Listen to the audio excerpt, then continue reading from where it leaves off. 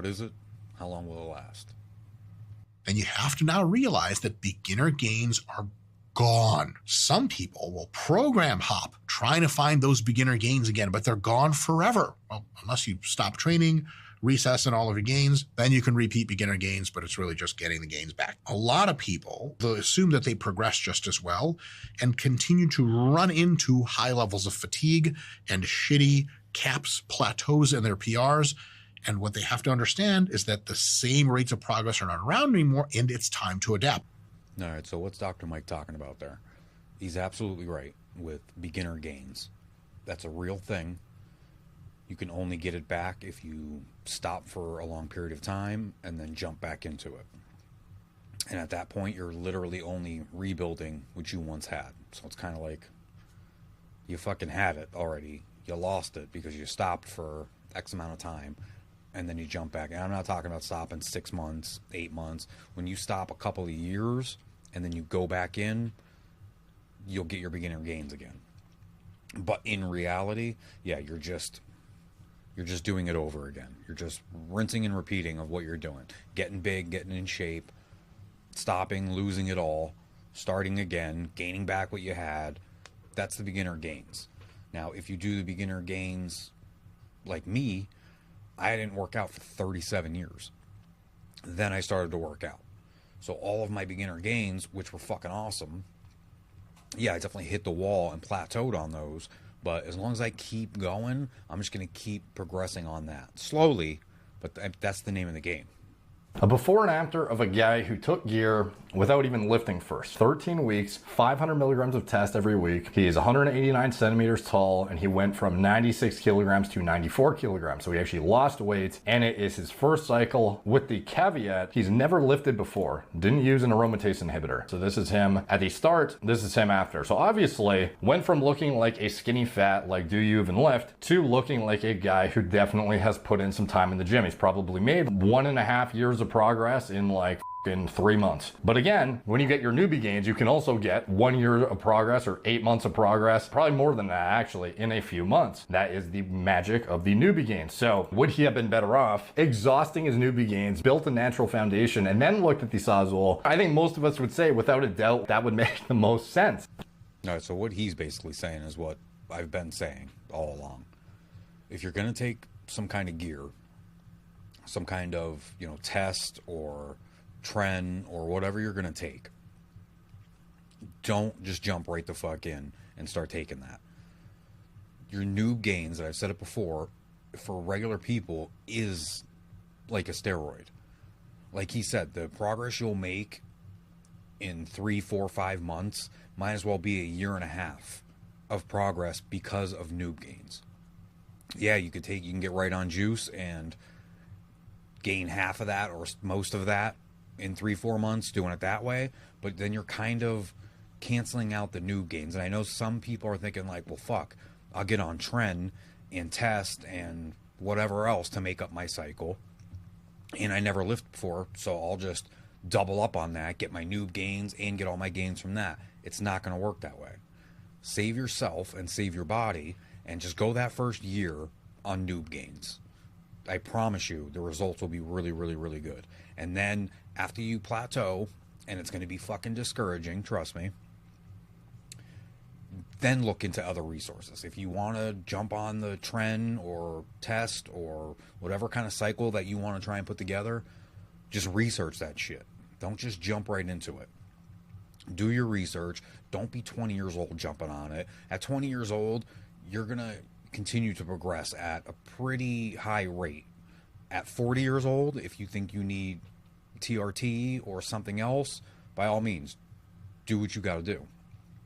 But in the beginning, stick with your creatine, hit your protein, hit your macros, let those noob gains come. You're going to fucking enjoy those. Believe me, you will plateau. It will be disheartening. Trust me, I fucking text Vin once a week and talk about how I hit a wall and this is fucking bullshit. And then he's got to bring me back down to earth and tell me, about the journey. And that's very true. You're not in this to get ripped and jacked in a year. Yeah, we would all love that. We would all love that. But in reality, you're in it to... I'm in it to be 55 years old and be in really, really good shape, and be 60 years old and 65 years old and still be in really, really good shape. Now I'm 39. I got a long fucking way to go. I enjoy what I'm doing, so I should kind of dial back the bitching to Vin about how I just don't understand how my arms didn't go up 5 inches in fucking 2 weeks. So it even happens to me, and I'm sure it happens to Vin. You will be your own worst critic, no matter what.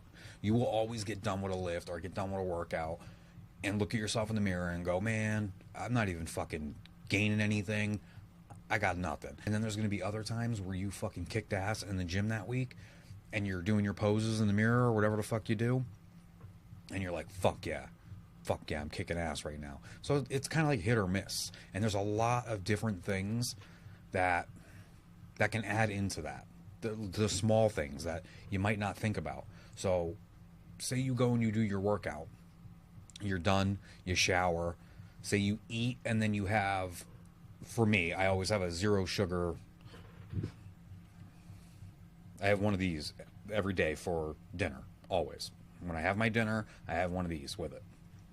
The thing with this is, yeah, it's 0 calories, it's 0 sugar, but it's loaded with carbonation.